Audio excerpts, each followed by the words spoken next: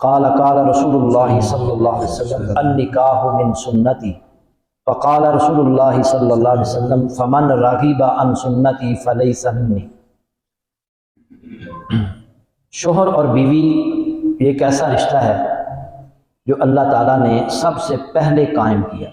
سب سے پہلا جو رشتہ اللہ نے بنایا تھا نا، وہ شوہر اور بیوی کا رشتہ، اور یہ رشتہ تمام رشتوں کی بنیاد ہے۔ اسی سے انسان کو اولاد ملتی ہے، اسی رشتے سے بہن بھائیوں جیسا مقدس رشتہ وجود میں آتا ہے، اسی رشتے سے انسان والدین کے مقام اور مرتبہ کو پہنچتا ہے۔ اس رشتے کو مضبوط بنانے کے لیے اللہ اور اس کے رسول صلی اللہ علیہ وسلم نے کچھ احکام دیے۔ اگر ہم ان کو جان لیں، ان پر عمل کریں تو یہ رشتہ مضبوط ہو سکتا ہے۔ لیکن اکثریت ایسے لوگوں کی ہوتی ہے کہ جن کو یہ علم نہیں ہوتا کہ میری شادی ہو رہی ہے، میرے ذمے میری بیوی کے کیا حقوق ہیں۔ لڑکی کو نہیں پتا میری شادی ہو رہی ہے، میرے ذمے میرے شوہر کے کیا حقوق ہیں۔ چند ایک میں آپ کے سامنے رکھوں گا، دعا کریں کہ اللہ تعالیٰ عمل کی توفیق عطا فرمائے۔ سب سے پہلے شوہر کی ذمہ داریاں کیا ہیں، بیوی کے کیا حقوق ہیں۔ پہلا حق بیوی کا یہ ہے وَآتُوا النِّسَاءَ صَدُقَاتِهِنَّ نِحْلَةً، عورتوں کو ان کے حق مہر راضی خوشی۔ حق مہر جو ہے یہ پہلا حق ہے عورت کا، اور یہ اس بات کا اظہار ہوتا ہے کہ نان و نفقہ کا ذمہ دار کون ہے؟ شوہر۔ اور حق مہر کے حوالے سے نا ہمارے یہاں اکثر جب نکاح پڑھانے کا موقع ملتا ہے تو لوگ کہتے ہیں شرعی حق مہر لکھیں۔ شریعت نے حق مہر مقرر نہیں کیا۔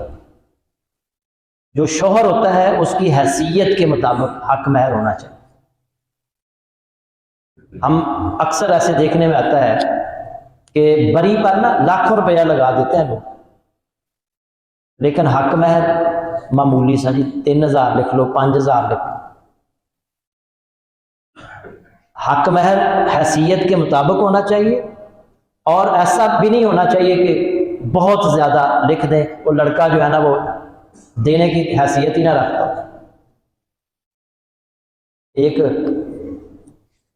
دفعہ نا وہ مجھے کسی نے پوچھا کہ قاری صاحب یہ حق مہر بہت زیادہ لکھا ہوا ہے، تو کیا یہ رجسٹر ہو جائے گا؟ میں نے کہا کیا لکھا ہوا ہے حق مہر؟ میں نے کہا جی جو ہے وہ اتنے کروڑ روپیہ 10 مرلے کا پلاٹ اور گھر بھی اور فلاں فلاں۔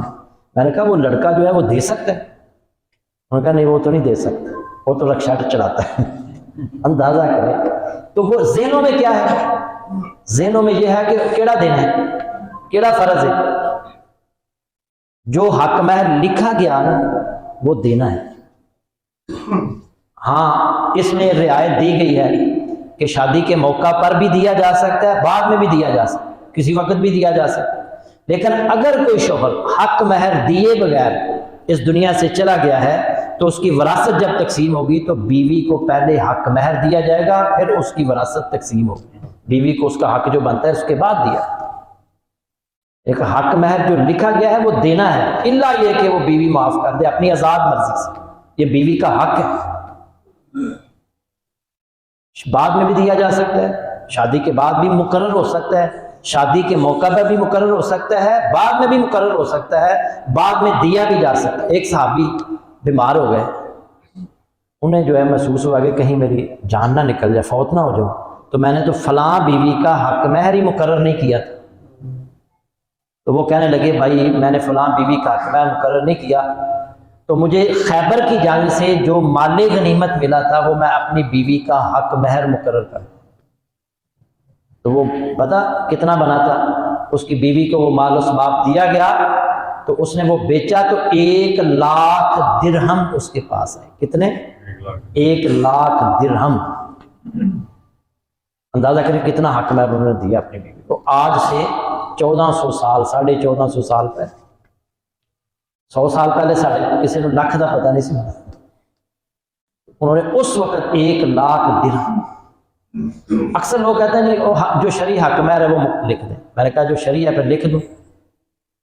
اللہ کے نبی صلی اللہ علیہ وسلم کی بیویوں کا حق مہر وہی ہے شرعی ہے نا. 8 تولے سونا ہے, 8 تولے سونا بنتا ہے جو اللہ کے نبی نے اپنی بیویوں کو دیا. اور اللہ کے نبی صلی اللہ علیہ وسلم کے حالات کیسے تھے آپ جانتے ہیں, 2 مہینے چولہا نہیں جلتا تھا. اور حق مہر کتنا مقرر کرا ہے؟ 8 تولے سونا. بہرحال حق مہر حیثیت, یہ مسئلہ جان لیں سمجھ لیں, حق مہر حیثیت کے مطابق ہونا چاہیے شوہر کی ہے, اور جو آسانی سے وہ دے سکے, جو آسانی سے دے سکے.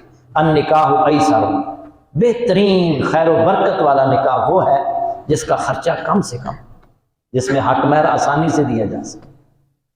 ایک ام سلیم رضی اللہ تعالیٰ عنہ,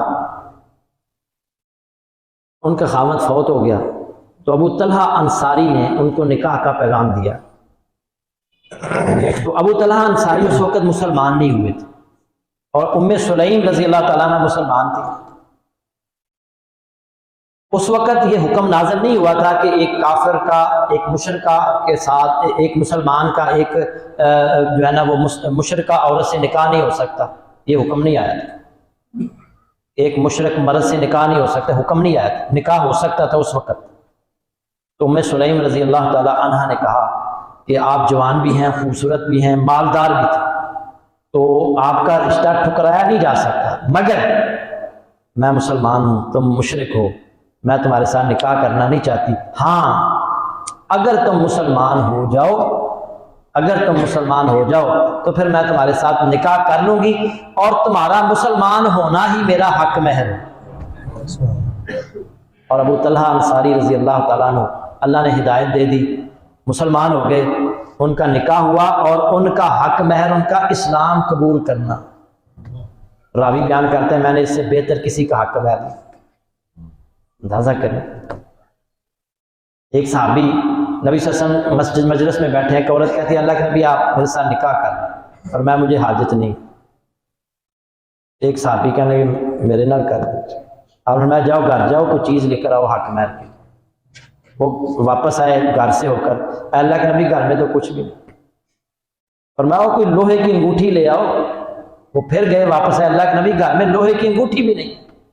کہنے لگے یہ ایک چادر ہے جو میرے پاس, ایک ہی چادر ہے, اس کے 2 ٹکڑے کرنے, ایک حصہ حق مہر اس کو دے دیں, ایک مجھے دے دیں. فرمایا اگر اس کے 2 حصے ہو گئے, نہ تیرے کام نہ اس کے کام ہے. وہ پریشان ہو کے بیٹھ گئے. آپ نے فرمایا اچھا وہ قرآن کون کون سی صورتیں تمہیں یاد ہیں؟ وہ کہتے ہیں جی فلاں فلاں صورت. فرمایا میں تمہارا ایسے نکاح کر دیتا ہوں, جو قرآن کی صورتیں تمہیں یاد ہیں یہ اپنی بیوی کو یاد کروا دینا, یہی تمہارا حق ہے. تو یہ بھی حق ہے. تو پہلا حق کیا ہے؟ حق مہر ادا کرنا.